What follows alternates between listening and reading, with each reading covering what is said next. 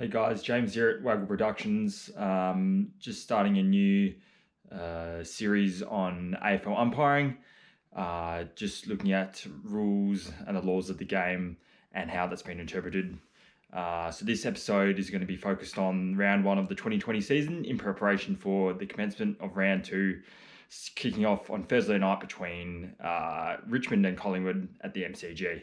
Hope you enjoy it and leave us a comment to let us know what you think. Cheers. So the first clip we'll have a look at is in the Richmond-Carlton game where Simpson tackles Lambert after taking the mark. Umpire O'Gorman doesn't call play on, awards the 50-metre penalty as he believes it's due to momentum. From a player point of view, I would make it clear that I'm not playing on to avoid the confusion, but to be able to be awarded the 50-metre penalty, it looks like Lambert played it pretty well for the umpire to award it. So in this instance, it seems pretty fair for the 50-metre penalty to be awarded.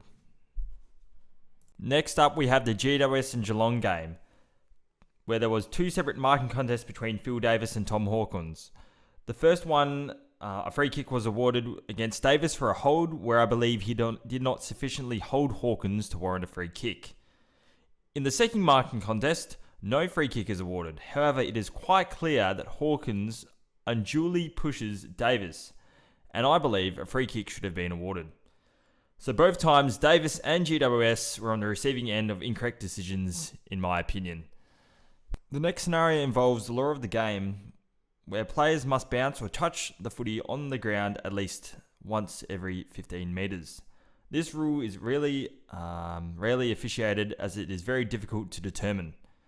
However, using the 50-metre long centre square as a guide, we can see Clark has run from around the centre circle to just before the edge of the square in the range of approximately between 50 to 20 metres. Therefore, I would have awarded a free kick against Clark under Law of the Game 17.12c. We see Menegola get tackled by Kelly with no prior opportunity, and Kelly gets awarded with a free kick. The reason by umpire Foot was there was no genuine attempt made by Menegola. GWS. I disagree with Foot, as from the vision you can see Menegola attempting to handball the footy. Next up in the Eagles and Melbourne game, we see Shuey tackle Bedford over the boundary line in a somewhat slinging motion. A free kick was not awarded for a dangerous tackle, as I believe umpire Finlay observed Shuey ease off on the tackle after taking Bedford out of bounds, even though head contact was made with the ground during the tackle. I believe this was a good and correct decision by Finlay, as Shuey did not have the intention to cause harm to Bedford, and a dangerous tackle was not committed. In the next scenario, McGovern attempts to smother a kick by Neil Bullen and in the process makes forceful contact below the knees of Neil Bullen. However, in the circumstances, the contact was not unreasonable, I believe, as the attempt was to smother and not to fling out his legs to stop Neil Bullen from taking part in the next play. I believe umpire Finlay made the correct play on decision according to law 17.7.2b. In the Essendon Freo game, this scenario is more of a discussion than referring to a law of the game.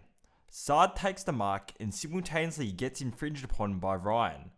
Umpire Gavin blows his whistle awarding the mark, but also says it would have been a free kick anyway.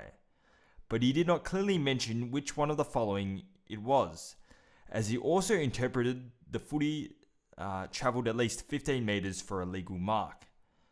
The main issue I would see would be as a fantasy player myself, as a free kick being awarded rather than a mark would be less points be awarded to Sard in this circumstance.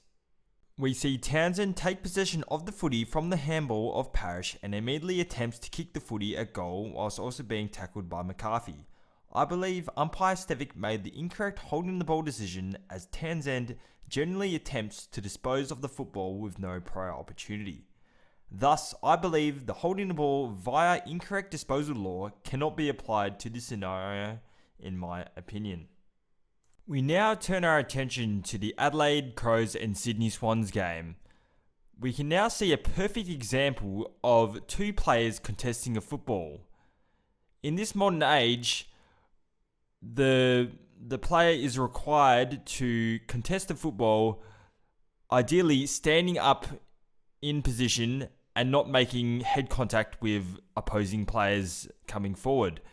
As we can see in this scenario, the two players come together, side on, keep their feet and contest the football whilst not endangering themselves or others through contact below the knees or forceful front-on contact.